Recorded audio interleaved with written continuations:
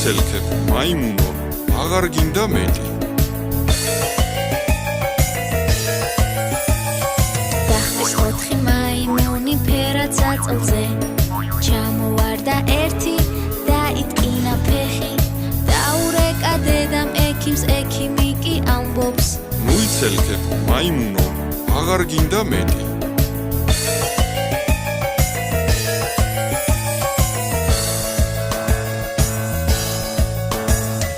დახტის 3 მაიმუნი ფერად საწოლზე ჩამოვარდა ერთი დაიტკინა ფეხი